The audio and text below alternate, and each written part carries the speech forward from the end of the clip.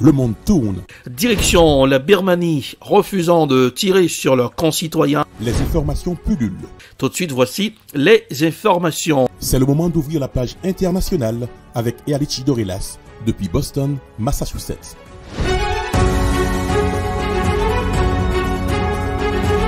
Mesdames, Messieurs, bonsoir. Bienvenue dans la page internationale au grand journal du 14h. Aujourd'hui, c'est lundi. Première sortie de cette page pour cette semaine depuis la newsroom de la capitale des grandes universités du monde, Boston, Massachusetts. Et Ealichi Dorelas pour la présentation. À Jacques Mel pour présenter ce grand journal. Lionel François Smith, Jean-Julien Oubans assure les manœuvres techniques. Bonsoir aux auditeurs de la radio évangélique Osana 102.3 FM. À Jacques Mel, une grande partie de cette page sera consacrée au Pandora Papers scandale. Les millions offshore de dizaines de dirigeants exposés par un consortium de journalistes, des dizaines de dirigeants mondiaux visés par l'enquête Pandora Papers pour avoir dissimulé les avoirs à des fins d'évasion fiscale. Voici un reportage signé Euronews.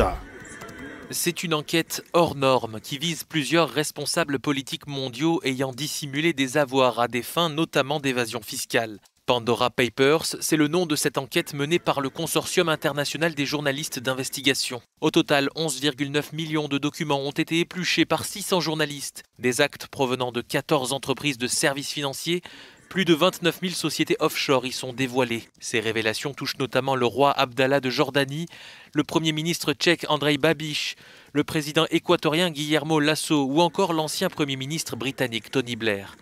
Des personnalités du show business sont aussi visées, notamment la chanteuse Shakira et la top modèle Claudia Schiffer. Ce consortium de journalistes avait déjà publié en 2016 les Panama Papers, qui avaient poussé les premiers ministres islandais et pakistanais à la démission. Un an plus tard, les Paradise Papers avaient mis en avant les dissimulations du prince Charles ou encore du champion de Formule 1, Lewis Hamilton. Le scandale Pandora Papers sous les projecteurs de la presse internationale, le secret financier d'élus et de multimillionnaires, une nouvelle grande fuite de documents confidentiels provenant de paradis fiscaux révèle les secrets de chefs d'État, de vedettes et de nombreux multimillionnaires, dont le pilote québécois Jacques Villeneuve. Les Pandora Papers ont été obtenus par le Consortium international des journalistes d'enquête. Le point avec Frédéric Zalac de Radio-Canada à l'émission Enquête. Écoutons l'extrait. Dès le début de sa carrière, le pilote automobile Jacques Villeneuve négociait déjà ses virages dans les paradis fiscaux.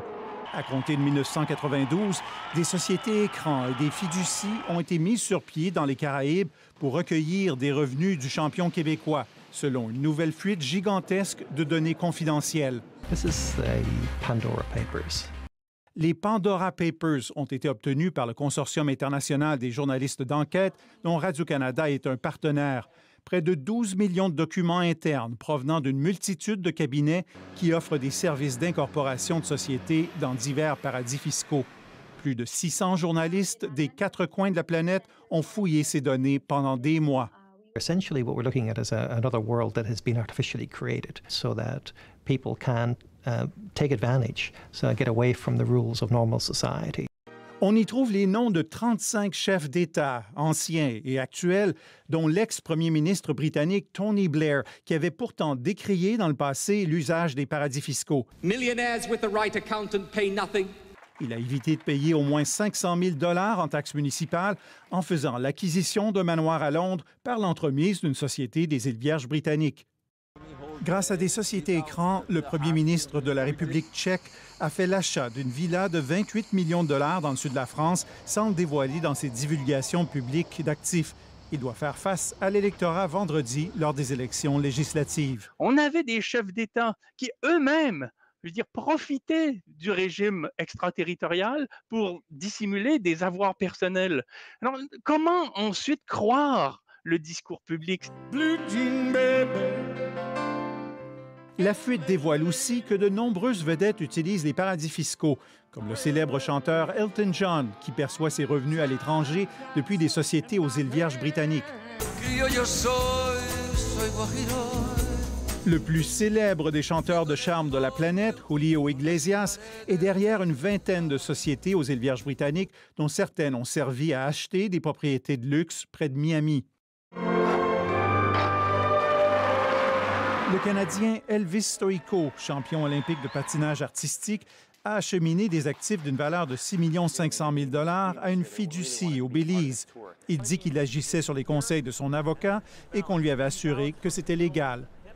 Jacques Villeneuve, qui vit maintenant en Italie, a refusé de répondre à nos questions concernant les sociétés qu'il a utilisées dans les Caraïbes. Les avocats qui représentent le champion de Formule 1 affirment qu'ils ne souhaitent faire aucun commentaire en raison d'un litige fiscal qui l'oppose à Revenu Québec. Ici Frédéric Zalac, Radio-Canada, Vancouver. C'est tout le gratin de la presse mondiale qui suit l'évolution de ce scandale. Pandora Papers, Russie et Jordanie critiquent les accusations de montage financier.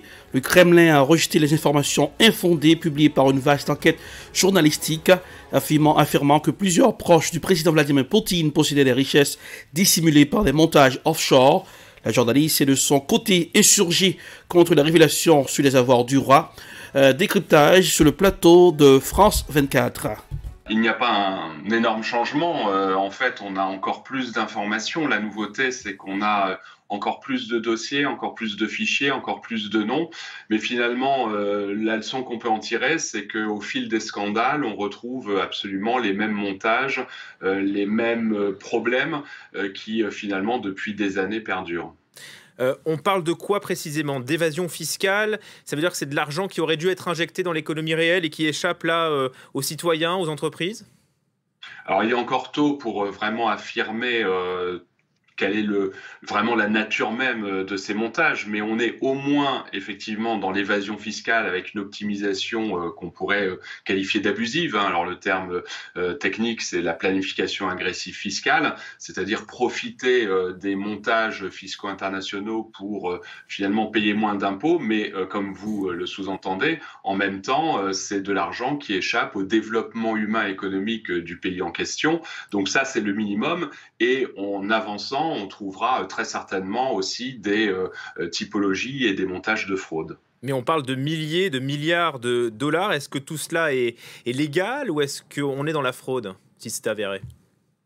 C'est un mélange, c'est-à-dire que les montages eux-mêmes sont très souvent autorisés sur place, mais lorsqu'on remonte et qu'on regarde l'ensemble de ces montages, on s'aperçoit qu'effectivement il y a un abus de droit, c'est-à-dire que on se trouve face à des personnes qui vont profiter au-delà de ce qui est permis de montages internationaux. Après, à côté, et c'est là où ça va devenir intéressant, c'est de savoir d'où provient cet argent. Est-ce que c'est de l'argent qui a été évadé de manière illégale? Est-ce que c'est de l'argent qui a été gagné légalement ou illégalement? Donc c'est tous ces éléments qui pour le moment ne sont pas encore totalement clarifiés pour tous les dossiers, puisque comme vous l'avez dit, ce sont des millions de fichiers qui ont été analysés et qui sont encore en cours d'analyse, et donc nous verrons effectivement si cet argent a été gagné, si je puis dire, de manière tout à fait légale.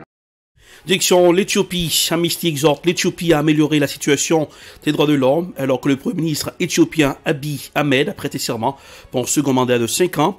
La guerre qui dure depuis 11 mois dans la région de Tigré s'étend à d'autres régions du pays. Voici un reportage signé Africa News.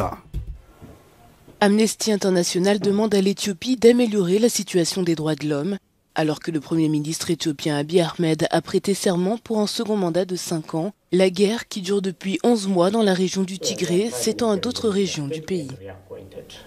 Comme le Premier ministre est élu et reconduit dans ses fonctions, je pense que cela donnera au gouvernement l'occasion de renouveler son engagement à réformer et à améliorer la situation des droits humains dans le pays.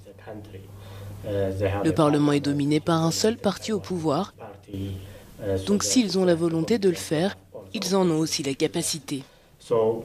Nous attendons donc du nouveau gouvernement qu'il rende des comptes sur les violations des droits de l'homme commises dans le passé, non seulement au cours des 3 dernières années, mais aussi avant.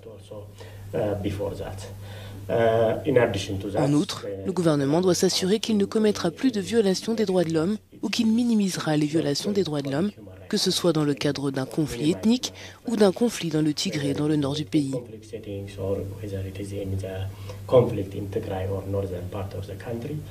Il est important de minimiser l'impact sur les droits humains. La semaine dernière, le gouvernement éthiopien a été condamné par les Nations Unies, les États-Unis et plusieurs pays européens après avoir expulsé 7 fonctionnaires de l'ONU accusés de soutenir les forces du Tigré qui affrontent les forces éthiopiennes et alliées. Lutte contre le changement climatique, l'UE lance l'initiative pour la mobilité climatique en Afrique. ACMI vise à aider le continent africain à connecter le potentiel de la mobilité dans le contexte de la crise climatique, ainsi qu'à faire face aux déplacements et aux migrations forcées par le climat. Voici un reportage signé Africa 24. La Commission de l'Union africaine s'engage dans la lutte contre les changements climatiques en Afrique. Cet engagement a été démontré à travers le lancement de l'initiative de mobilité climatique en Afrique. Cette mesure, d'après l'institution, vise à aider le continent africain à connecter le potentiel de la mobilité dans le contexte de la crise climatique, ainsi qu'à faire face aux déplacements et migrations forcées par le climat. Les effets désastreux du changement climatique ont un impact sur les milieux urbains et ruraux, tout autant que sur l'économie mondiale, sans oublier leur influence sur les flux migratoires. L'intensité et la croissance de ces phénomènes météorologiques extrêmes, l'élévation du niveau de la mer et la température deviennent des facteurs qui impactent de plus en plus les déplacements à la suite, n'est-ce pas, des catastrophes. Les régions d'Afrique de l'Est, de l'Ouest, du centre et même du sud sont ainsi gravement menacés par les tempêtes intenses, les inondations et l'élévation, n'est-ce pas, anormale des températures. D'après la vice-présidente de la Commission de l'Union africaine, le lancement d'une telle initiative intervient à un moment où la responsabilité partagée n'est plus un choix, mais une philosophie centrale de la gouvernance des affaires mondiales. L'initiative de mobilité climatique en Afrique permettra de façonner l'avenir climatique du continent et d'appeler tous les partenaires à renforcer la résilience des populations mobiles face aux conditions climatiques. La mise en œuvre des mesures régionales par l'Union africaine pour faire face aux migrations induites par le climat, aux réinstallations planifiées, aux déplacements liés aux catastrophes, est essentielle pour la suivi des groupes de population touchés. Pour cette raison, les gouvernements se doivent de porter une attention particulière à la protection et à la préservation des forêts africaines, au reboisement des régions sahéliennes et désertiques. Pour l'Union africaine, cette initiative de mobilité climatique va favoriser la stratégie sur le changement climatique. La stratégie vise à renforcer la cohérence du continent dans la lutte contre le changement climatique. Notons par ailleurs que cette initiative est lancée en partenariat avec le Programme des Nations Unies pour le développement, la Banque mondiale, la Convention cadre des Nations Unies sur les changements climatiques et l'Organisation internationale pour les migrations. C'est ainsi referme cette page internationale pour ce aujourd'hui. Présentation Erletti Dorelas, production Edprod, réalisation Télé Beltor pour le compte de la radio évangélique Hosanna, 102.3 FM à Jacmel. Un ciel sans soleil sur Boston, couleur du temps 60 degrés Fahrenheit, 16 degrés Celsius. Il pleut depuis ce matin dans la capitale des grandes universités du monde. À Jacmel, 86 degrés Fahrenheit, 30 degrés Celsius. Bonsoir Joël, bonsoir Smith Jean-Julien, bonsoir Rubens, bonsoir aux auditeurs de la radio évangélique Hosanna 102.3 FM à Jacmel. Passez un excellent lundi. Bonsoir, à demain. C'était la page internationale avec Erlich Dorelas.